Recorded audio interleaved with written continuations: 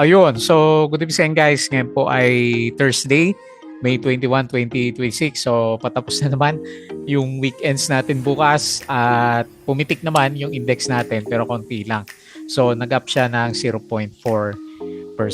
Nauntog yata oh. So makiat pero hindi niya kaya kasi meron pa rin tayo net foreign sale na 190.76 million. So medyo matamlay pa rin karamihan ng mga blue chip na stocks natin. So sumabay lang naman tayo sa ano nung umaga, malakas yung opening ng market kasi sumabay tayo doon sa malakas na closing po ng US market kagabi. Ayan. So, ewan ko lang mamaya, nakalimutan ko tignan yung sa US market. Pero parang okay naman yung futures nila. Pero kagabi, malakas yung galawan sa US market. Mix yung galawan ng Europe pero mas marami yung berde. And then, mix pa rin yung galawan din ng Asia. So, medyo marami pa rin yung nagda-drop sa Asian markets po natin. Sa cryptocurrency naman, steady na lang si crypto sa around 77K ng ating Bitcoin. So dito sa Philippine markets, hindi pa rin natin masyadong ma-appreciate kasi nga walang masyadong foreigners po dito sa market natin. So pag-usapan natin yung mga pumipitik lang ngayon. So pero may isang pumitik na malakas itong si Now Corporation. So nag-up po siya ng 34% pero wala naman siya net foreign buy. So 2.77 million na net foreign sell yung kanyang galawan. So meron siyang balita about sa satellite partnership niya, di ba? So parang dito kay SpaceX, kay Tesla natin, yung kanyang satellite dish. So meron yata bagong partner itong si Now Corporation kaya po siya binomba kanina. So bago mag-close, 20% lang to pero nag-close pala siya is more than 30%, 34% nga po yung kanyang closing. Ayan, congrats na lang po kung meron nakatunog sa inyo. And then si Bloomberry natin, first time na masama ulit dito sa trending stocks kasi may volume siya. Yung iba umakit naman, kaya lang kasi hindi ko na sinasama kapag malit yung volume. So nag-up siya ng 4.05% and then meron siyang 1.34 million na net foreign buy. Tapos si FNI nag-bounce din. Pangalawang araw niya na yatang bounce to eh. So 3.76% and then meron siyang 71.5K net foreign sell. Tapos si top natin, nag-up din siya ng 3.55%. First time natin makita ng mga mag-up to. So 1.37 million. Net foreign buy si BPI, yung isang umakit din pero malit lang naman, 2.36%. Ang significant lang kay BPI, meron tayong 31.78 million na net foreign buy. And then si IMA, ito bumagsak. So 3.77%. Medyo pa downtrend si IMA. Pero siguro mag-form lang siya ng higher low formation naman kasi nag-uptrend to last time. Okay, so yun na lang po yung mga pag-uusapan natin tsaka mga konting balita. So disclaimer pa rin sa mga bago sa channel natin as usual, yung review dito sa vlog po natin is for education purposes lang po yan. So, huwag mong gagamitin ito as a reason para mag-buy, sell, or hold ng stocks. Meron po kasing risk na involved sa market. So, due diligence na lang po kung anong stocks yung gusto mong bilhin. And then, follow mo lang po ako dito sa ating Palaboy Trader na YouTube channel. As usual, subscribe ka lang po para updated ka sa reviews natin. Or, kung gusto mo, join ka dito sa trading community natin. Okay? So, yung mga subscribe maraming salamat po sa usual na viewers. Pababa pa rin yung trend natin. So, check mo na lang yan. Company reviews. Understandable naman kasi nga, ayun, may na yung internet. Walang masyadong magandang galawan sa market. Profit or loss sa mga sample trades, basic indicators, wala din tayong internet. Signal, masyadong fundamentals, yung mga risk management, and then basic learning sa PSE market. Sa crypto naman, follow mo na lang ako di sa ating Palaboy Trader Crypto ko to na YouTube channel. So, meron ako po review kaya lang. Hindi ko magawa. So, sa weekends na lang po natin pag-usapan yan. And then sa social media, Facebook account na Palaboy Trader, follow mo na lang po para updated ka sa mga reviews or Facebook page. Sa Twitter naman, konti lang yung balita natin dito. Nahanap ko kanina si Philippine Stock Exchange. Ayan. So, ito na naman tayo. Mahina na naman yung internet. So, refresh ko lang. Okay, so based dito sa galaw nga po natin, meron tayong net foreign sale ulit na 190.76 million. So, more or less nasa more than 12 billion pa rin naman yung net foreign sale po sa market. So wala muna tayong masyadong expectation sa mga big caps. Pero sa ngayon, ang gumalaw is ito pong si services, nag-up siya ng 1.23% at saka konti dito sa mining, nag-up din po siya ng 0.57%. So ngayon, ang nag-drop naman yung market kahapon yata to eh. Si industrial natin, negative 0.61%.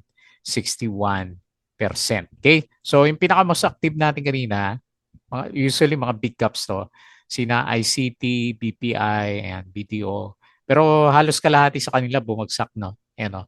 Medyo marami yung bumagsak sa mga big caps natin. Okay? So, ASEN, Norwegian, Firm I floating solar parks. So, maganda to, di ba? Bagong business. So, the renewable energy of ASEN is pushing into floating solar infrastructure. Okay? Share buyback tayo. Fruit, San Miguel, SMPH at saka si URC. So, SM Fruits, meron din yan. Okay. Tapos si FNI, ito pala yung catalyst niya. So, first quarter earnings up by 91% naman pala. So, maganda yung earnings ni Ferronickel. Si AGI naman, up din siya first quarter by 6%. Ano to? Tender offer pa rin ayan, tandaan niyo po may tender offer po si Robinsons Retail Holdings. KICT, meron siyang 300 million na loan na approved. And then sa US market, ito yung catalyst natin. Ayan. Sinundan lang natin yung malakas na up move nitong si US market kagabi. Okay? So, konti lang yung balita natin.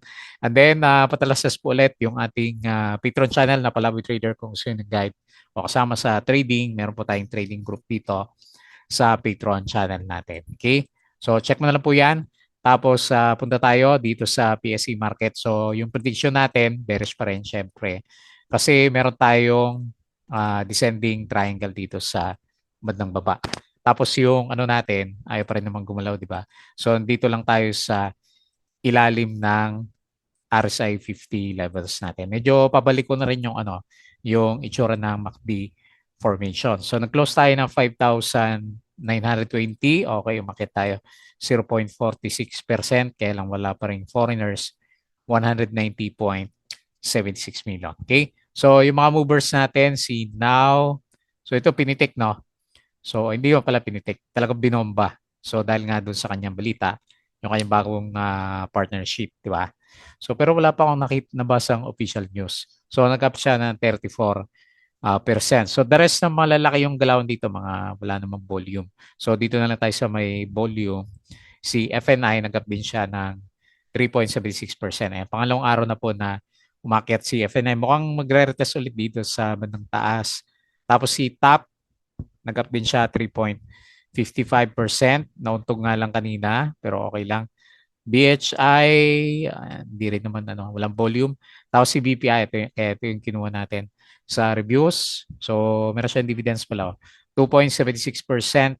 Ayala Corporation, nag-bounce na rin.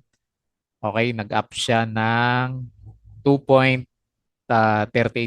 Parang bottom na si AC natin. Tapos sino pa yun dito sa lista natin? Asa si IMI? Parang hindi ko nakita. Drop pala nasa losers. Okay, BPI. And then, dito tayo sa mga losers ng market. Sobrang hina na. Sobrang hina naman ng internet na to.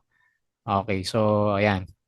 Ayaw pumunta sa losers natin. Anyway, si IMI yung okay, meron dito. Si IMI yung kinuha ko dito kasi siya yung medyo malaki yung volume na lumabas. Parehas pala sila ni Shell PH. Nag-drop din. Ayan.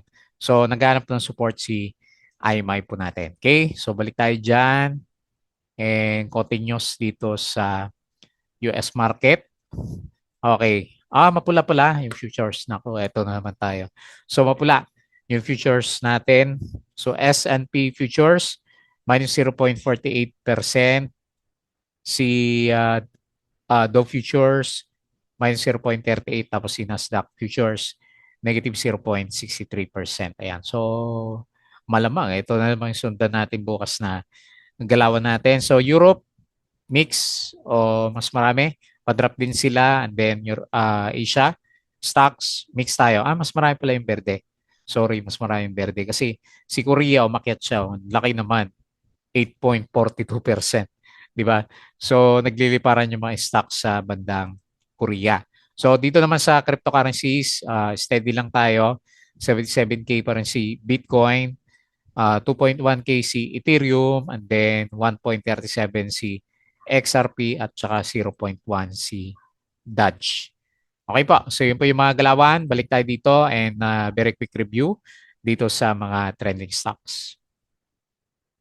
Okay, so nahin nga po natin si Now Corporation. So maganda yung galaw niya. At least merong pinipitik na stock. So meron tayong pinapanood na galawan dito sa market natin. Ayan, laki ng kandila. So muntik na siyang mag-report sa principal's office. Nag-up siya ng 34%. So currently nasa resistance pero taas ko na kung magkaroon siya ng breakout dito sa resistance area natin. And then MA 100 yung pinaka-support level natin. Kasabay din pala ng ng labas ng earnings niya. Kaya lang sobrang hina ng internet ko. Bakit kaya? Ayan, hindi natin makita yung earnings. Ayan, bukas na lang ang babawi. Kasi mukhang naghahang tong ginagamit ko. Okay? So, ganyan na lang muna. Ayan, lumabas na. 110%. Okay din naman pala yung earnings. Sumabay yung news na yon. Plus, okay yung earnings pala nitong Sinaw Corporation. So, meron siyang 110%. Kailan ba 439K pesos lang yung earnings nitong si Now Corporation. Anyway, maganda tapos meron siyang balita. So nag-close po siya ng 0.67 and then nag-up siya ng 34%.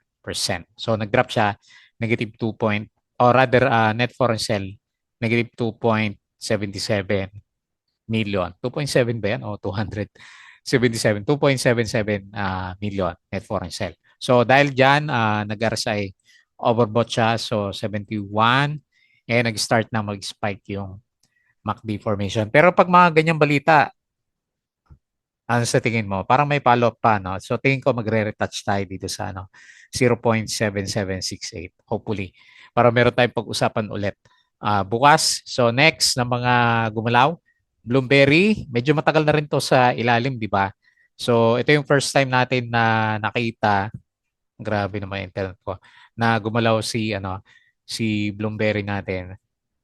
Okay, kaya lang sobrang liit naman ng kandila na to. Okay, hopefully bottom na kasi may kasamang doji. So lumabas na rin pala yung earnings niya. Pangit talaga. Minus 103%. Pero syempre, bearish pa rin naman yung overall picture natin. Hindi natin alam, baka bounce lang sa technical oversold. Kasi nag-oversold siya. So ngayon, nag-up siya ng 4.05%. Okay? Hopefully matuloy yung recovery ni Bloomberry. And then, meron siyang 1.34 million net foreign buy. Okay?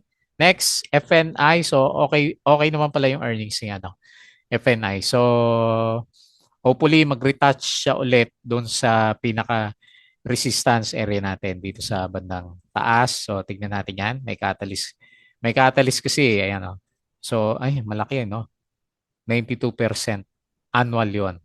Pero sa first quarter, mataas din pala 171.73%. Okay? So, may chance bumalik dito sa bandang taas si FNA natin. So, nakita din natin yung RSI niya. So, naging bullish ulit yung dalawa niya. Okay? So, may catalyst kasi. So, nag-close siya 2.21, up siya ng 3.76%, and then 715K net foreign sell. Okay? So, next po, si Top Notcher. So, nag-up siya ng 3.55%. Pasensya na, ganyan talaga yung internet ko dito. Sobrang bagal. Pababayad ko lang ng internet. Okay, so nag-spike siya kanina pero nauntog. So malakas na resistance yung 1.52. Pero 'di ba may mga balita siya. So parang yung supply niya, 'di ba, yung capacity niya mag-increment siya. Hindi ko na post yata 'yon eh. Tapos maliit lang ng dividends na binibigay. Pero anyway, maganda yung RSI. Nabuhay na siya. Tapos may volume siya kanina. Tignan natin bukas. Pero lower high siya, no? So, malay mo, So, tignan natin kung yan yung pipitik sa galaw ni top. Okay? So, yung earnings natin last time, okay naman yung earnings niya, 64%. So, nag-close siya 1.46, up na 3.55%, and then 1.37 million net foreign buy. Okay? Next, BPI, hindi naman ganun kalaki, pero sila lang kasi yung mga merong volume dito sa galawan natin. Okay, naliligaw na pati yung search ko. So, meron siya upcoming dividends na 2.96%. Baka yan yung catalyst ni BPI. So, makita mo naman dito, parang bounce lang sa support pero nasa bear side pa rin. Yung dalawa natin and then yung RSI natin is bearish pa rin naman kasi nandito lang siya sa bandang baba. Ayan, hina. So, nag-close siya 89.5, 2.76%. And ito lang maganda, meron siyang 31.78 million net foreign buy. Okay? And then lastly, si IMI. So, based dito sa galaw niya, untog ulit si IMI natin. So, hindi ko na yata masusundan tong trend na to. Kasi ito yung pinaka-trend natin nung bullish tayo dito sa kanya eh. O baka ganyan yung gusto niya, no? So, medyo nauntog siya. Tignan na lang natin kung hopefully mag-support siya dito sa MA20. Ayan. So, pwede rin naman kasi bumubuelo lang si IMI ulit. Ayan. So, wala na. Pagka-overbought, RSI 55. Tingnan natin kung mag-bounce sa 50.